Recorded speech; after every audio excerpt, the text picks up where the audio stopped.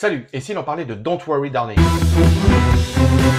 C'est mercredi 21 septembre que sort au cinéma Don't Worry Darling, la deuxième réalisation de l'actrice Olivia Wilde. Alice et Jack Chambers forment un couple heureux et amoureux dans l'Amérique des années 50. Vivant dans la petite ville apparemment parfaite de Victory en Californie, qui a été créée et financée par la mystérieuse entreprise dans laquelle Jack travaille, la curiosité quant à la nature du travail très secret de son mari commence à consumer Alice. Des fissures vont alors commencer à se former dans leur vie utopique, pendant que l'enquête d'Alice sur le projet de cette mystérieuse entreprise commence à créer des tensions au sein de la communauté. Suite au carton public et critique de son premier film Booksmart sorti en 2019, Olivia Wilde a vu une dizaine de studios et de producteurs se battre pour signer son deuxième film. Donc après un premier film feel good, la réalisatrice et actrice s'attaque avec Don't Worry Darling à un genre très différent, le thriller psychologique. Mais alors que vaut le film? Sur l'aspect visuel, c'est un sans faute. Que ce soit la photo, qui est sublime, les décors ou même les costumes. Il y a un esthétisme poussé, très bien pensé et surtout qui sert l'histoire. Et justement, l'histoire en elle-même est très intéressante. On y parle de la place de la femme dans ces années-là et de la puissance patriarcale. Et tout ça est au service d'un fil rouge dans l'histoire que je ne peux vous dévoiler ici, mais qui va à tous les coups vous surprendre. Mais malgré toutes ces bonnes choses, il y a quand même un problème de gestion de la tension dans le film. Car créer de l'impatience chez le spectateur vis-à-vis du sujet que l'on traite est toujours très intéressant et cela donne même de bonnes sensations durant le visionnage. Mais il ne faut pas trop étirer le propos et surtout trop jouer sur cette fameuse impatience, car cela peut vite lasser au bout d'un moment, et c'est, hélas, ce qu'il se passe avec le nouveau film d'Olivia Wilde. Alors attention, je ne parle pas de longueur, je dis juste que raccourcir l'intrigue pour nous amener un peu plus rapidement au but final aurait été le bienvenu. Mais l'excellente performance de Florence Pugh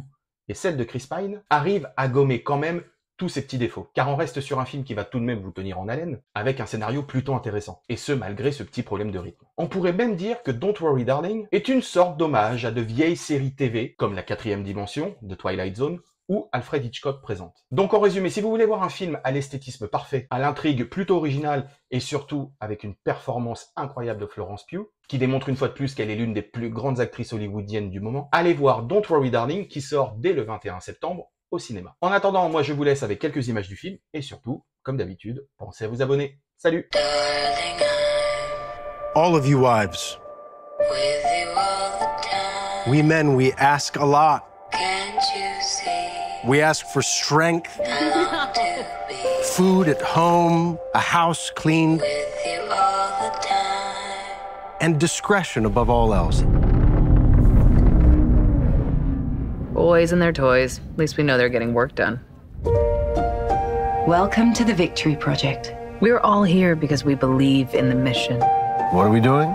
Changing the world. What are we doing? Changing the world. That's right. The one thing they ask of us is to stay here. Where it's safe. Please, what's actually happening? Stop it, Alice. What if this place is dangerous? What if... Stop it! It's okay. I'm curious to hear where she's going with this.